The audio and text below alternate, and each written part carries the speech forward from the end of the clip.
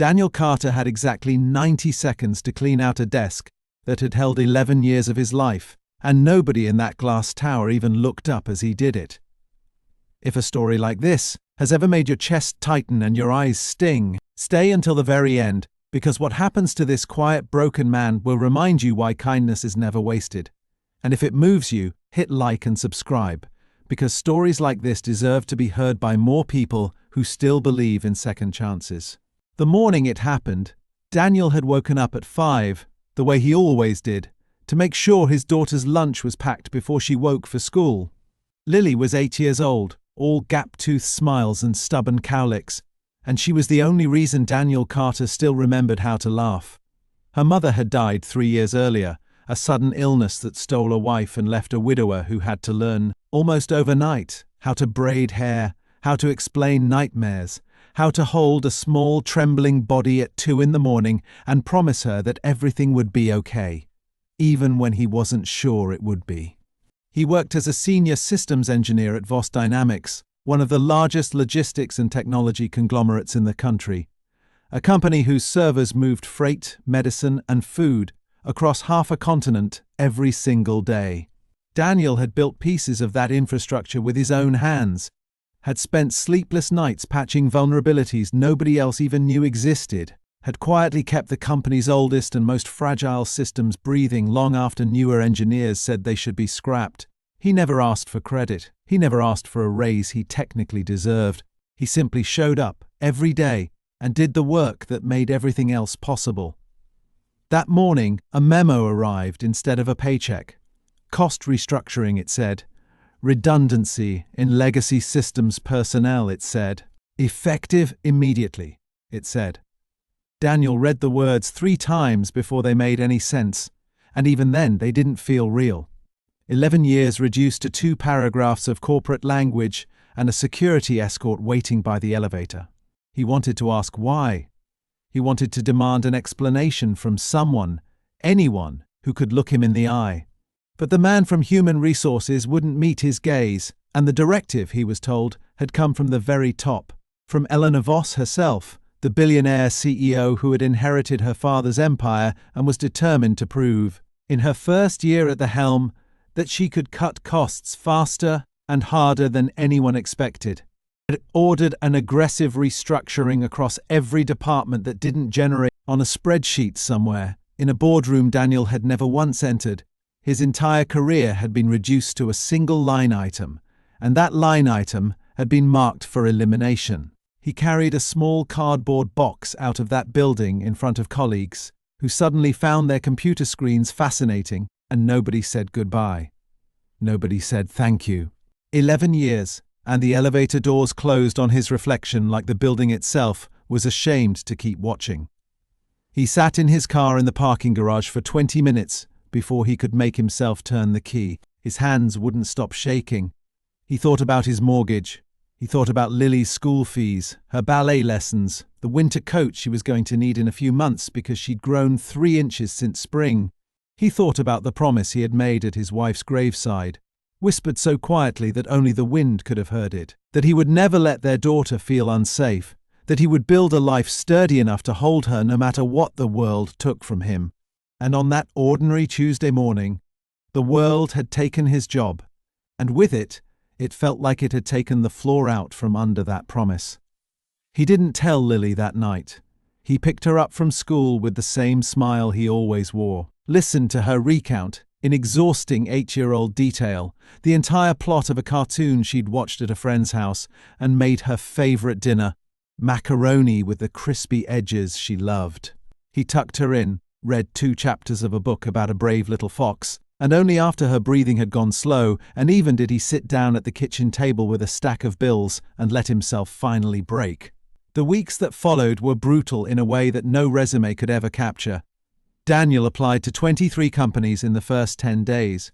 He heard back from 4. 2 rejections came within hours, generic and cold.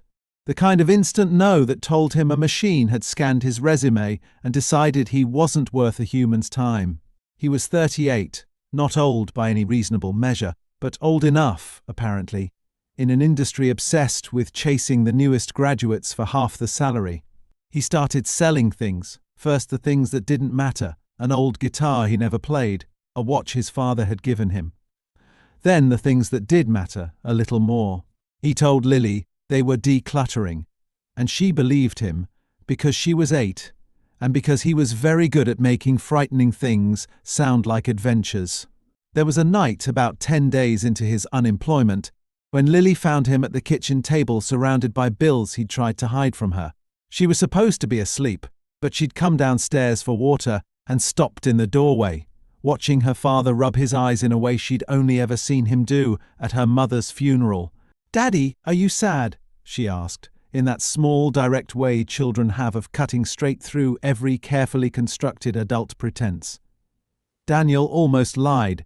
He almost told her he was fine, that grown-up paperwork was just boring, that she should go back to bed. Instead, for reasons he couldn't fully explain even to himself, he pulled out the chair beside him and told her the truth. In words small enough for an 8-year-old to hold. He told her that sometimes even grown-ups lose their jobs, that it wasn't because he'd done anything wrong, and that they might have to be careful with money for a little while. She listened with the grave seriousness only children can manage. And then she went to her room and came back with the ceramic piggy bank she'd been filling with birthday money and lost teeth allowance for 2 years, and set it on the table in front of him. "You can have this," she said, "so you don't have to be sad anymore." Daniel had survived losing his job, survived the silence in that glass elevator, survived nights of math that never balanced, but it was his daughter's piggy bank, offered without hesitation, that finally broke him completely, and he cried in front of her for the first time since her mother's funeral, not from despair this time, but from a love so fierce it felt like it might crack his ribs open. He didn't take her money, of course. He hugged her until she squirmed to be let go, and he made a private promise that night that whatever else happened, whatever pride he had to swallow, whatever doors he had to knock on, he would make sure she never again felt like she had to offer up her piggy bank to save her father. He doubled down on his search the next morning with a different kind of determination, not the desperate scattershot applying of his first week, but something steadier, something that refused to let one company's cruelty define the rest of his story. Still, the weeks were hard in ways that tested him daily. He picked up freelance contract work where he could find it, patching small business websites and untangling other people's broken code for a fraction of what he was worth, just to keep the lights on. He learned to say no to Lily's requests for things that used to be easy yeses, a movie night, a new pair of sneakers, and he hated every single one of those small refusals more than he'd ever hated anything at his old job. He started walking her to school instead of driving, telling her it was good exercise, when really it was one more way to save on gas he could no longer casually spend. She never complained. If anything, she seemed to walk a little taller beside him, chattering about clouds shaped like dinosaurs, utterly unaware that her father was quietly rebuilding the ground beneath both their feet, one small sacrifice at a time. 3 weeks after he was fired, disaster struck the very company that had discarded him. It began quietly, the way real disasters always do. A routine software update pushed through Voss Dynamics' outdated freight routing infrastructure, the exact legacy systems Daniel had spent a decade quietly protecting. Except now, the man who understood those systems better than anyone alive was gone, and the new update collided catastrophically with code so old and so specific that only its original architect could safely untangle it. Within 6 hours, half the company's national logistics network had frozen. Medical shipments sat undelivered in warehouses.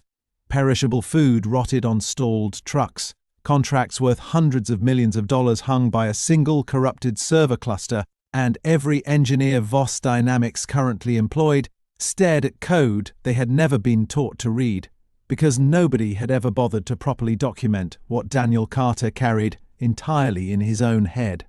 Eleanor Voss stood in the command center at 2 a.m, watching red failure alerts multiply across a wall of screens like a spreading infection, and for the first time since she'd taken over her father's company, she understood real fear. She had built her entire first year around a simple, ruthless philosophy: trim the fat, modernize fast, prove to the board and to her father's old guard that she wasn't just an heiress playing dress-up in a corner office. She had approved the restructuring memo herself, glancing at names and titles and severance costs, without ever once wondering what any of those names meant to the systems still quietly running beneath her company's feet. Now those systems were failing, live, publicly, catastrophically, and not one person in that command center could explain why or how to stop it. It was her chief technology officer, ashen-faced and exhausted, who finally said the name out loud. Daniel Carter, the senior engineer they'd let go 3 weeks earlier, the one man who had personally written and maintained the exact subsystem now collapsing. Eleanor stared at him for a long moment, the weight of what she'd done pressing down on her chest like something physical. She had fired the one person capable of preventing this. She had looked at a cost report instead of a person, and now that decision was threatening to cost the company everything. She found his number buried in an old HR file and called him herself at 3 a.m, her voice tighter and more uncertain than it had been in years. Daniel let it ring twice before he answered, half asleep, Lily's night light glowing faintly down the hallway. When Eleanor Voss identified herself, something cold and hard settled in his chest. Of course she was calling, not to apologize, not to ask how he and his daughter were surviving, only because something had broken that only he could fix. He almost said no. God, some small, wounded part of him wanted to say no more than he had ever wanted anything, wanted to feel, just once, what it was like to make the people who discarded him beg. But then he thought about the truck drivers who wouldn't get paid if those systems stayed down. He thought about the warehouse workers, people just like him, people with kids and rent and worry whose jobs depended on freight that couldn't move. He thought, absurdly, of a hospital somewhere waiting on a shipment of medicine that was rotting on a frozen truck because of code only he understood. His anger was real, but so was his conscience, and in the end, his conscience was louder. "I'll come," he told her, "but I want to be clear about something. I'm not doing this for you. I'm doing this because good people are going to get hurt if I don't." Eleanor was quiet on the other end of the line for a long moment. "That's fair," she finally said, and something in her voice cracked just slightly, just enough for Daniel to hear it. "That's more than fair." He drove to the office at 4 a.m, Lily asleep in the back seat wrapped in a blanket because there was no one else to watch her, and something about the sight of that little girl curled up in his rearview mirror, dragged out of bed because the world couldn't wait, made Eleanor Voss's throat tighten when she saw them walk through the doors of the command center. A father who should have been protected by the company he'd built, cradling his sleeping child because that same company had left him with no safety net and no choice. Daniel didn't waste time on speeches. He sat down at a terminal, cracked his knuckles once out of old habit, and began working through code that read like a foreign language to everyone else in that room, but felt, to him, like coming home. Hours passed. Coffee went cold. Eleanor watched him work with a kind of stunned, humbled silence, watched engineers twice his salary defer to him without hesitation, watched him patiently explain, without a trace of bitterness, exactly why the system had failed and exactly how to fix it, knowledge he could have kept to himself out of spite, and didn't. By 7 a.m, the failure alerts on the wall of screens began, one by one, to turn from red to green. Trucks began moving again. Warehouses came back online. The medical shipment that had haunted Daniel's thoughts all night finally cleared its final routing checkpoint and rolled out toward the hospital that needed it. A collective, exhausted breath went through the command center, the kind of relief that only comes after staring disaster directly in the face and somehow, miraculously, winning. Eleanor Voss walked over to where Daniel sat, his eyes red-rimmed with exhaustion, his daughter now awake and quietly coloring in a notebook beside him, and she did something she had not done publicly in longer than she could remember. She apologized, not the careful, lawyer-approved kind of apology companies issue in press releases, but a real one, raw and unguarded, delivered in front of her own senior staff. She told him that firing him had been the single worst decision of her career. Not because of what it had cost the company, but because of what it revealed about the kind of leader she had allowed herself to become. Someone who read spreadsheets instead of understanding the people behind them. I looked at a number, she told him, her voice unsteady, and I let that number tell me you didn't matter. I was wrong. You were never a redundancy. You were the reason this company could function at all, and I didn't have the humility to see it until it was almost too late. Daniel didn't respond right away. 3 weeks of fear, of selling things that mattered, of lying awake doing math that never worked out, of watching his daughter ask innocent questions he didn't know how to answer. All of it sat heavy in his chest. He had every right to walk away. But he looked over at Lily, quietly colouring beside him, safe and warm, and unaware of how close her whole world had come to collapsing, and he thought about what kind of example he wanted to set for her. Not bitterness, not revenge. Something better than that. I appreciate you saying that, he finally said. But an apology doesn't fix 3 weeks of missed mortgage payments, or the fact that your company let a father with an 8-year-old daughter walk out with a cardboard box and no warning. If you really mean what you're saying, show me, not with words, with how you treat the next person whose name shows up as a line item on a spreadsheet. Eleanor didn't flinch from that. She nodded slowly, absorbing it, and then she did something no one in that command center expected. She didn't simply offer him his old job back. She created an entirely new position, Director of Critical Systems and Infrastructure, with a seat at the leadership table, full authority over how legacy systems were documented, staffed, and protected going forward, and a salary that finally reflected what his expertise had always been worth. She personally covered the wages lost during his 3 weeks of unemployment, not as charity, but as an acknowledgement of a debt that was hers to repay. And she asked him directly and sincerely to help her rebuild the company's culture so that no other employee, no matter their title or their salary, would ever again be reduced to a line on a cost-cutting spreadsheet. It took Daniel a few days to decide. He thought about pride, and he thought about practicality. And mostly, he thought about Lily, about the kind of stability she deserved, and the kind of father he wanted to be. Not one who let anger cost his daughter a secure future, but not one who let himself be walked over either. In the end, he accepted on his own terms, with conditions Eleanor agreed to without hesitation, because for the first time she understood exactly what she was agreeing to protect. Word of what happened spread quietly through Voss Dynamics, then less quietly until it became something like company folklore, the single dad who got fired for a number on a spreadsheet, and ended up saving the entire company, and in doing so, changed how it treated every single person who worked there. Eleanor Voss instituted new policies within the month. No restructuring decision could be finalized without a human review of every position's actual function. No termination could happen without direct consultation with the department it affected, and every employee, regardless of rank, was guaranteed a real conversation before any decision that would upend their life.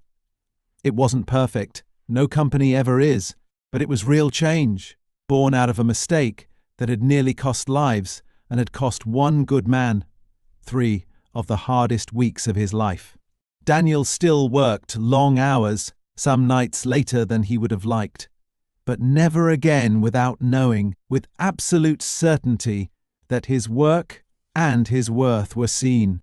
He watched his daughter's ballet recitals from the front row now, without checking his phone for job alerts between routines. He replaced the guitar he'd sold, though he still hadn't found time to relearn it. Some evenings, exhausted from work, he'd sit on the porch and think about that terrible morning with the cardboard box. And instead of bitterness, he mostly just felt a strange, quiet gratitude. Not for the pain, never for the pain, but for what it had taught him about his own strength, and about the fact that sometimes the very worst days of your life are simply the universe clearing space for something you never expected to receive. Eleanor Voss changed too, in ways that went beyond policy memos and press releases. She started walking the floors of her own company, actually talking to the people who kept it running, learning their names, their stories, the small, unglamorous work that never showed up on a balance sheet, but without which nothing else was possible. She kept a single framed photograph on her desk after that, Not of a stock chart, not of a milestone, but of the moment the command center screens turned from red to green. A quiet reminder that behind every system, every number, every line item, there was always a human being who deserved to be seen. And Daniel, tucking his daughter in each night in a home that was finally, fully secure again, understood something he tried gently to pass on to her, something he hoped she'd carry long after she'd forgotten the details of this hard chapter in their lives. That being underestimated is not the same as being worthless, that the people who overlook you are not the ones who get to decide your value, and that sometimes the very people who fail you the hardest are the ones who end up learning, because of you, exactly what it means to do better. It wasn't the story he would have chosen for them, but it was the story that made them both, in the end, stronger, kinder, and finally, unshakably certain of exactly what and who truly mattered. Months later, on a Tuesday that felt, in every ordinary way, like the Tuesday that had once broken him, Daniel stood in the back of Lily's school auditorium, watching her take a bow after her class play, her whole face lit up with the particular joy of a child who has just done something brave in front of a crowd. He clapped until his palms ached, and when she found him afterward and threw her arms around his waist, she pressed something small and hard into his hand, the same ceramic piggy bank, patched now with a careful line of glue where he'd once nearly dropped it in his hurry to hug her back. "I don't need it anymore," she told him simply. "You fixed it. You always fix it." He didn't correct her, didn't explain that some things had needed fixing on a scale far bigger than either of them, that a company's culture and a stranger's humility weren't things a father could simply repair with willpower alone. He just held his daughter's small hand in the crowded, noisy auditorium and let himself believe, for one unguarded moment, that she was right. Eleanor Voss, for her part, never forgot the sight of that little girl asleep in a car at 4 a.m, dragged into a crisis that was never hers to carry. She kept her promise about reforming how the company treated its people, but she also did something smaller, something no policy memo required. She showed up, unannounced, to the company's first Family Day event that spring, and she found Daniel and Lily by the sandwich table, and she crouched down to Lily's eye level and thanked her, quite seriously, for sharing her father with the company on the worst night of its history. Lily, who did not yet fully understand what her father had done, or why it mattered so much to the tall woman with the sharp eyes, simply shrugged and said that her daddy always helped people, that it was just what he did. Eleanor looked up at Daniel over the girl's head, and something passed between them that didn't need any more words.